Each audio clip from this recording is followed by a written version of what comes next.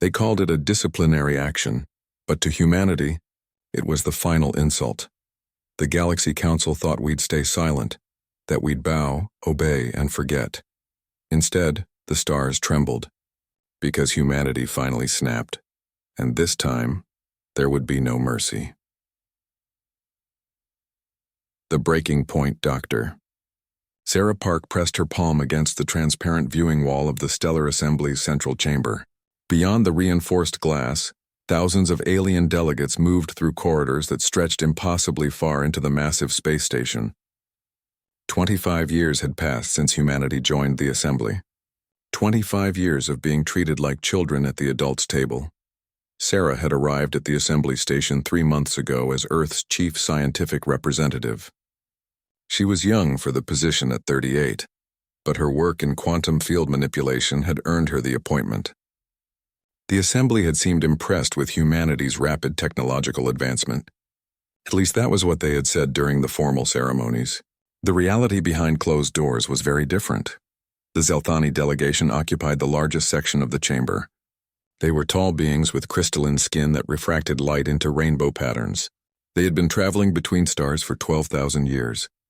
The Moore Collective stood nearby, resembling great walking trees with bark that rippled like water. They were even older. And then there were the Kresh, who looked almost human except for their silver eyes and the fact that they could survive in hard vacuum. Every species here had centuries or millennia of spacefaring experience. Humanity had barely a single century. Sarah turned away from the window as her assistant Marcus Chen approached. Marcus was carrying a data tablet and his face was pale. She had worked with Marcus for 6 years and had never seen him look frightened before today. He handed her the tablet without speaking. Sarah looked at the screen and felt ice spread through her chest. The data showed communication intercepts from the past 2 years. The Assembly had been secretly accessing human research networks. They had been copying information, stealing designs, and then introducing small errors into human experiments. Every time Earth scientists made a breakthrough, mysterious equipment failures would occur. Projects that should have succeeded inexplicably failed. Sarah had suspected sabotage for months, but seeing the proof was different. The Assembly had been systematically crippling human technological advancement while pretending to be allies and mentors. Marcus finally spoke. His voice was barely above a whisper. It gets worse. Look at File 7-3. Sarah scrolled through the data until she found the file. Her hands began to shake as she read. The Zelthani High Command had issued a directive 3 weeks ago. They had detected that human quantum research was approaching a critical breakthrough. Earth scientists were close to developing instantaneous communication across any distance. The directive was clear. Humanity must be stopped before achieving this technology. The reason given was equally clear. Such advancement would make humans equal partners in the Assembly. That could not be permitted. Sarah set down the tablet carefully. She looked at Marcus and saw her own anger reflected in his eyes. For 25 years, humanity had followed every rule. They had accepted limitations on their fleet size and weapons development. They had agreed to technology-sharing agreements that gave away human innovations, while receiving almost nothing in return. They had swallowed insults and condescension. All of it had been done in the name of galactic peace and cooperation. But the Assembly had never wanted partners. They wanted humanity to stay weak and dependent. An announcement echoed through the chamber. All primary delegates were summoned to the main assembly hall. Sarah and Marcus walked through the gleaming corridors alongside representatives from a dozen other species. None of them looked at the human delegates. Sarah had grown used to being invisible here. Today that invisibility felt different. It felt like a weapon she might be able to use. The assembly hall was enormous. It could hold 10,000 beings comfortably. Today it was completely full. The Zelthani first speaker stood at the central podium. Her name was Crystalia, and she had led the assembly for the past 300 years. Her voice carried through the chamber without amplification, a natural ability of her species. The assembly has reviewed recent developments from the human delegation. We have concerns about certain research directions being pursued on Earth. Sarah felt every eye in the chamber turned toward the small human section. Crystalia continued speaking. Quantum communication technology poses risks to assembly security and stability. Therefore, we are issuing Resolution 4016. Earth must immediately cease all quantum field research. All existing data and equipment related to this technology must be surrendered to assembly oversight within 30 standard days. Failure to comply will result in immediate expulsion from the assembly and economic sanctions against all human worlds. The chamber erupted in approval. Delegates from hundreds of species clicked, whistled, or vocalized their agreement. The more collective swayed in their equivalent of applause. The Kresh struck their chest with closed fists. Everyone seemed pleased with this decision. Everyone except the dozen human delegates sitting in their assigned section. Sarah stood up. Her legs felt steady despite the fear trying to crawl up her spine. She had not been planning to speak today, but plans had a way of changing. The chamber slowly went quiet as delegates noticed the human standing. Crystalia looked down at Sarah from the podium. Her expression was bemused. Does the human delegation wish to make a statement? Sarah's voice carried clearly through the vast space. She had practiced projecting her voice in rooms much larger than this back on Earth. I wish to inform the Assembly that Earth rejects Resolution 4016. We will not cease our research. We will not surrender our technology, and we will not accept threats disguised as concern. The chamber exploded in noise. Delegates shouted, roared, and made sounds of disbelief. Crystalia raised one crystalline hand.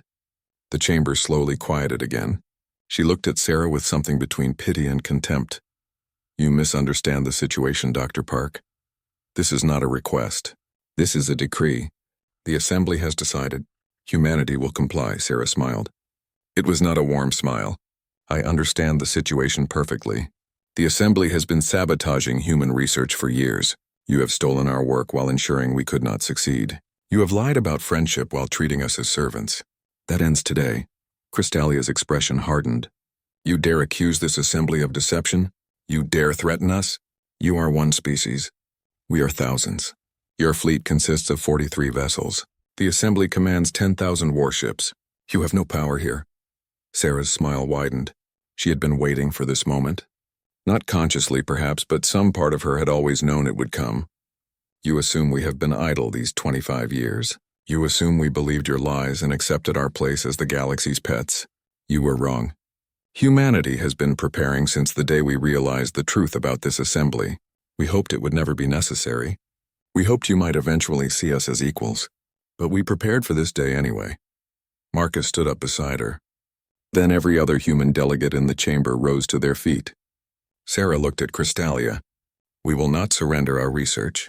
We will not accept your dominance, and we will not back down. If the assembly wishes to force compliance, we invite you to try. Come and take it. The chamber went completely silent. No species had ever defied the assembly so directly. No species had ever survived such defiance. The Zelthani, more collective, and Kresh had crushed dozens of rebellious races over the millennia.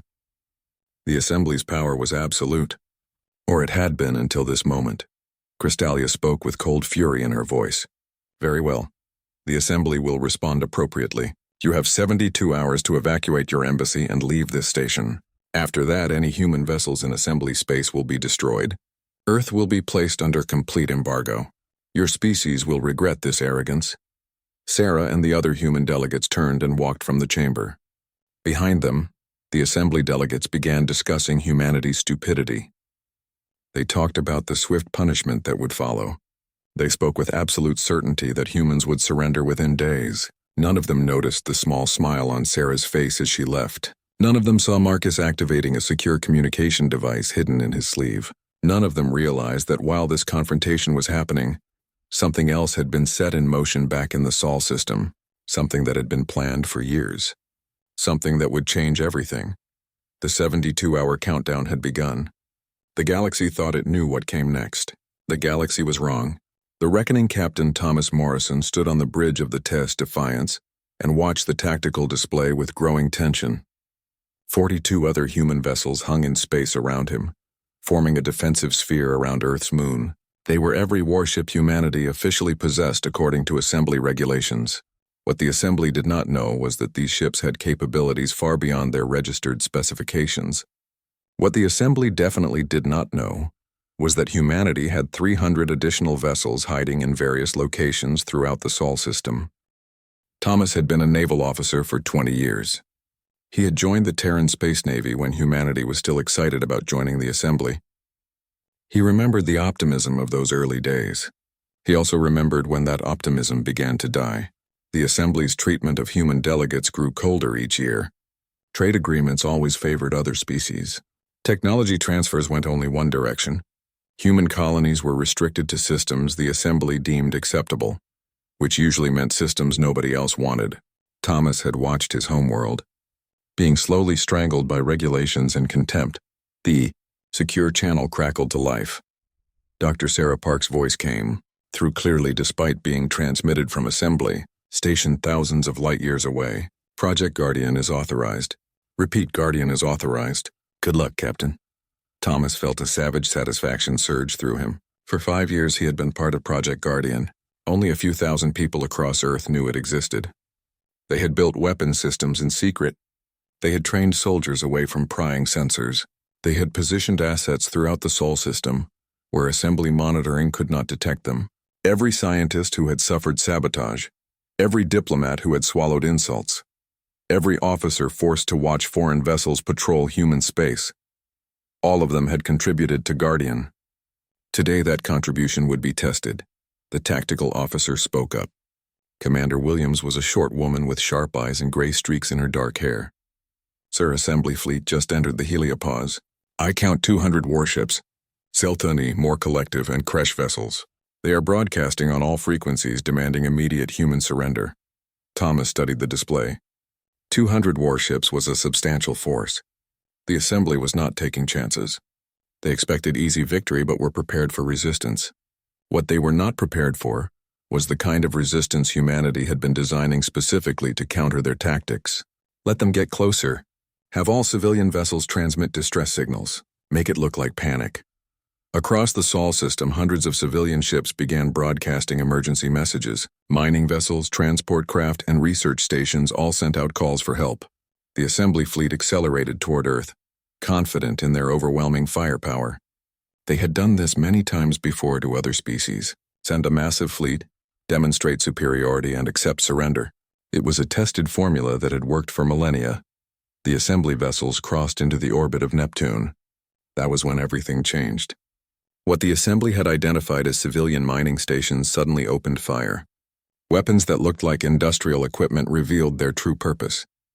Kinetic accelerators launched projectiles at relativistic speeds. High-energy lasers designed for cutting asteroids sliced through ship armor. Nuclear charges hidden inside transport containers detonated in the path of advancing vessels. Within 30 seconds, 15 Assembly warships were destroyed. 20 more were damaged. The Assembly fleet scattered in confusion. This was not supposed to happen. Civilian vessels did not carry weapons. Human technology was not advanced enough to threaten Assembly warships. The intelligence reports had been clear. Humanity was weak. Instead, the Assembly fleet found itself under attack from all directions by weapons systems that did not officially exist. Thomas watched the tactical display with grim satisfaction. Fire all batteries. Launch all fighters. Show them what humanity really built while they were spying on our research labs. The Defiance and her sister ships opened fire. These were not the limited vessels the Assembly had inspected and approved. Over the past decade, humanity had quietly upgraded every warship with advanced systems reverse-engineered from Assembly technology and improved with human innovation. Quantum targeting systems gave human weapons impossible accuracy. Experimental shields held against attacks that should have pierced them. Propulsion systems pushed ships to speeds that defied their registered specifications. The Assembly fleet tried to regroup. The Zelthani flagship sent out orders to reform battle lines.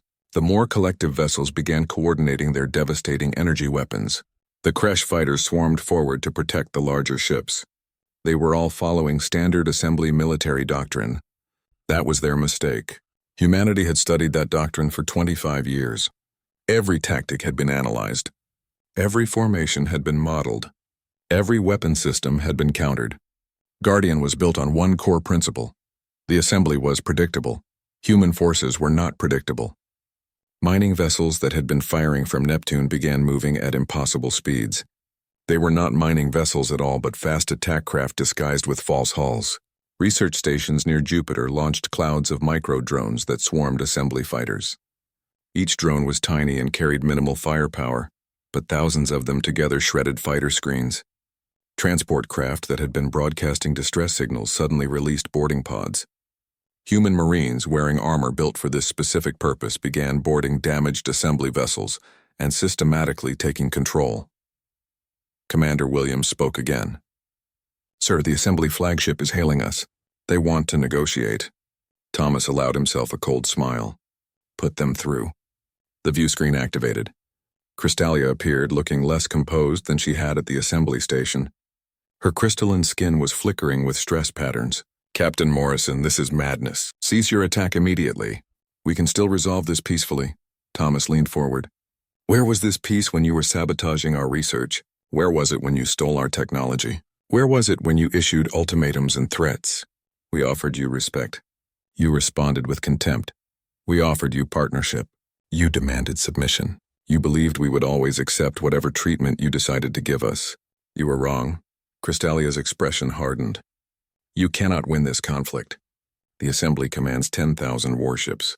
This is only 200. Surrender now and we will show mercy. Continue fighting and Earth will be destroyed." Thomas gestured to Commander Williams. She activated a new display and transmitted it to the Assembly flagship. The screen showed something that made Crystalia's flickering intensify to a chaotic strobe. It was a star map of assembly space. Highlighted on that map were 300 assembly vessels marked in red. As Crystalia watched, those red markers began disappearing one by one. Thomas explained calmly. "For 5 years, we have been installing quantum communication devices on assembly vessels. Your ships are the most powerful in the galaxy, but they rely on predictable, faster-than-light technology. We developed quantum communication that works instantly across any distance. While you were busy stealing our research to prevent this breakthrough, we were actually finishing it. Right now, every vessel in your fleet with our devices installed is being disabled. No weapons. No engines. No shields. Just floating dead in space." Crystalia could not speak. She was watching 3 centuries of military supremacy evaporate in real time. Thomas continued. "We could destroy every disabled ship. We have the targeting data. We have the weapons positioned throughout assembly space. But we will not do that. Unlike the assembly, humanity does not desire conquest. We want only what we have always wanted, to be left alone to develop as we choose. To be treated as equals. To be respected." The battle around Earth had stopped. Assembly vessels hung motionless in space, disabled by technology they had tried to suppress. Human forces maintained defensive positions but held fire. The silence stretched for nearly a minute before Crystalia finally spoke. "What are your terms?" Thomas had been preparing for this moment since the day he learned about Project Guardian. New agreement. Full technology autonomy for Earth. No restrictions on human research or development. No limits on fleet size or composition. Equal trade agreements. Most importantly, no interference in human internal affairs. We will remain part of the assembly if these terms are accepted. If not, we will leave and establish our own network of alliances with species tired of assembly dominance." Crystalia was silent for a long moment. Then she straightened slightly. "The Assembly Council must vote on these terms. Such changes require unanimous approval." Thomas shook his head. "No, these are not requests. They are conditions. You have 6 hours to respond. After that, we begin releasing the quantum communication schematics to every species in the galaxy. Let everyone build communication networks you cannot intercept. Let every species develop weapons you cannot predict. See how long the Assembly's dominance lasts when everyone has the same technological advantages." Crystalia disappeared from the screen without another word. 5 hours and 47 minutes later, the response came. The Assembly Council had voted. For the first time in their long history, they had voted under duress. The terms were accepted. Humanity would have full autonomy. The disabled assembly vessels would be repaired and returned. No retaliation would occur. Earth would remain in the assembly as an equal member, not a subordinate one. Thomas stood on the bridge watching as assembly vessels began withdrawing from the Sol system. Commander Williams came to stand beside him. "Do you think they will keep their word?" Thomas considered the question carefully. "They will keep it as long as we remain strong enough to enforce it. The assembly respects only power. We demonstrated we have that power. But we cannot become complacent. This was just the first test. There will be others." Back on assembly station, Dr. Sarah Park watched the same withdrawal from her office window. Marcus Chen stood beside her. We did it. Humanity is finally free. Sarah nodded slowly. She felt no triumph, only a weary satisfaction. We forced them to respect us. But respect born from fear is fragile. We have to prove we deserve equality through more than military strength. We have to show them that humanity offers something valuable to the galaxy beyond the ability to fight. The quantum communication network went live the next day. Humanity released the basic schematics as promised. Within weeks, dozens of species were developing their own networks. The Assembly's information monopoly shattered. Trade routes that had been controlled for millennia suddenly opened to new participants. Species that had been suppressed found their voices amplified. The galaxy began changing in ways nobody could have predicted. 3 months later, the Assembly held its first truly democratic vote. The question was simple. Should the Assembly continue as a hierarchical organization, or should it reform into an actual cooperative alliance? The vote was not even close. 12,000 species voted for reform. Only the old power blocks voted against it. The Stellar Assembly was dissolved. In its place, the Galactic Cooperative was born. Humanity was one of the founding members, but not the leader. That was intentional. Humans had learned something important through their conflict. True strength was not about domination. It was about standing firm on principles while remaining open to change. Dr. Sarah Park became the first human ambassador to the new cooperative. Captain Thomas Morrison was promoted to admiral and given command of Earth's expanding defensive fleet. The Sol system remained heavily fortified, but those fortifications were never used again in conflict. Instead, human vessels began exploring beyond assembly space. They found new species, established new trade routes, and built alliances based on mutual respect rather than enforced hierarchy. The story of humanity's resistance spread throughout the galaxy. It became a lesson that peaceful people should never be mistaken for weak people, that patience has limits, that every species, no matter how young or small, deserves respect. The old assembly had believed in dominance through superior technology and ancient power. The new cooperative believed in cooperation through mutual benefit and shared growth. It was not a perfect system. There were still conflicts and disagreements. But it was better. And it existed because one species refused to accept being treated as inferior. Years later, when asked about those critical 72 hours, Sarah Park would always say the same thing.